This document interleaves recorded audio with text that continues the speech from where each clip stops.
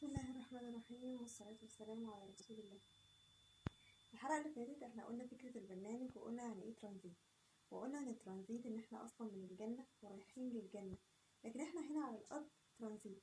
وقلنا لما نبقى مؤمنين جدا بالفكرة دي هنلاقي ان مشاكل كتيرة اصلا في حياتنا مش موجودة اساسا. ليه؟ لان احنا على الارض ترانزيت. هنلاقي ان جراح كتيرة جدا مش بنتألم بيها نفس الألم. ليه؟ لان احنا على الارض ترانزيت. هنلاقي ان آلام كتيرة جدا مش هنعيش معاها نفس الفترة اللي كنا بنقعدها قبل كده. ليه؟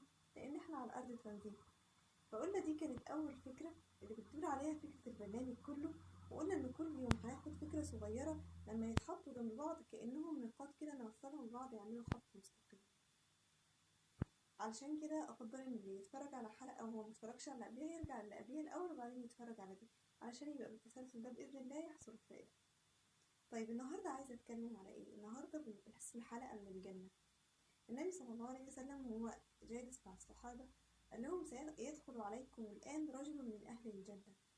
فقعدوا فلقوا، والحديث احنا عارفينه، النبي صلى الله عليه وسلم قال الكلمة دي على الرجل ده بالذات الصحابي رضوان الله عليه ده بالذات 3 مرات. فلما شافه هو بيعمل ايه قال لهم على فكرة يعني مش بيعمل حاجة زيادة. فلقوه بيعمل ايه؟ فقال لهم انا ما اعرفش ان انا بعمل حاجة غير ان انا ببيت وانا قلبي مفيهوش حاجة للمسلم، مفيهوش غل، مفيهوش غش، مفيهوش حقد، مفيهوش حسد، مفيهوش اي حاجة، قلبه سليم ناحية المسلمين. فكأن الراجل ده كان عايش، أو الصحابي رضوان الله عليه ده عايش بصفات أهل الجنة على الأرض وسطينا. فكأن الراجل ده كان أصلا من الجنة ونازل يعيش وسطينا. أنا عايزة أقول إيه؟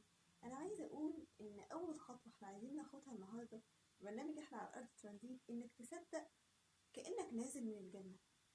سيدنا آدم نزل من الجنة، وكأنك أنت كمان نازل من الجنة، كأنك أنت كمان نازل من الجنة بصفات أهل الجنة.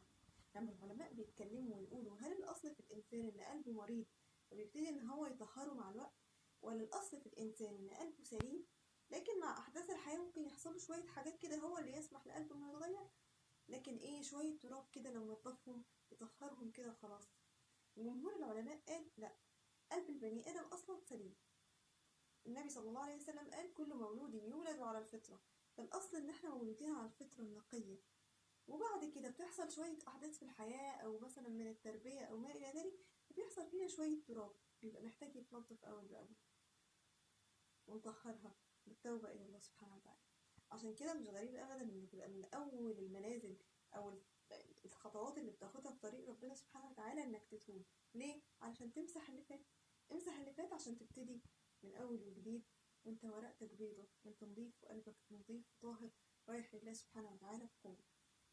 علشان كده كمان تلاقي من أوائل القواعد اللي كانوا بيعلموها لنا في البرمجة اللغوية العصبية، من أصغر القواعد لحد الماجستير بتاع البرمجة اللغوية العصبية، كنت تلاقي قاعدة مهمة جدا كان يقول لك إن أنت لازم تؤمن، وليه ما كانش فيها شرح، أنت كنت لازم تؤمن بيها كده زي ما هي، إن أنت أقوى مما تتخيل، إن أنت أكتر في كل الصفات الحلوة مما تتخيل.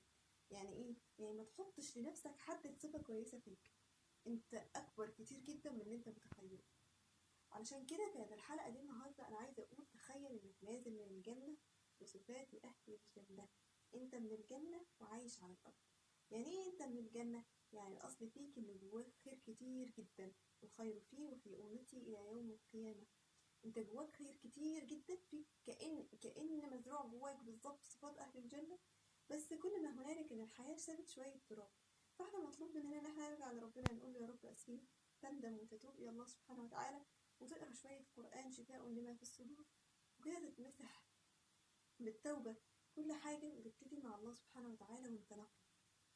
علشان كده لازم تصدق انك جواك صفات كتيره جدا كويسه، ان جواك صفات اهل الجنه.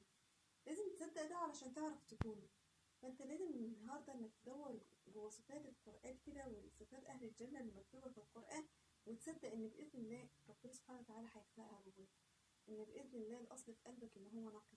قد تكون لوثت الدنيا في بعض الاشياء ولكن عامه هو نقي. فكانت فكره النهارده ان اعتبر نفسك من الجنه ونزلت على الارض. احنا من الجنه ونزلنا على الارض، فنازلين بصفات اهل الجنه. حصل شوية تراب هننضفهم ونتوب إلى الله سبحانه وتعالى، بس الأصل فينا إن إحنا من الجنة مجازا طبعا. دي كانت الحلقة النهاردة. ده كان أهم فكرة أنا عايزة أوصلها، وأعتقد إن هي أهم فكرة عامة، لأن لعبة إبليس إن هو دايما إن هو ييأسنا من إن إحنا نعرف نرجع لربنا سبحانه وتعالى، فنستمر أكتر في اللي إحنا فيه، ييأسنا من إن إحنا ممكن نتصلح، فيسوء حالنا من حال لحال لحال كله أسوأ يا أسوأ، لأن هو يأس من الله سبحانه وتعالى وطرد من رحمته، فعايزة نكون زيه، نيأس من رحمة الله سبحانه وتعالى ونطرد من رحمته. علشان كده خليك فاكر إن إحنا دايما على الأرض ترانزيت، كنا من الجنة رايحين للجنة، فتعامل وكأنك نازل من الجنة بصفات أهل الجنة، جواك حاجات كتيرة جدا كويسة، دور عليها هتلاقيها، مش صعب أبدا إنك ترجع حق تاني، توب لربنا وقول له يا رب أنا ندمان على اللي فات، أنت كده رجعت، واقرا شوية آيات من القرآن علشان يشفي ربنا سبحانه وتعالى صدرك، ويضيع شوية التراب اللي موجود عليه من آثار الدنيا والأحداث والأشياء.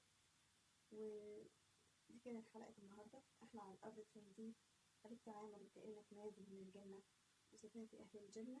أشوفكم إن شاء الله الحلقة الجاية، والسلام عليكم ورحمة الله وبركاته.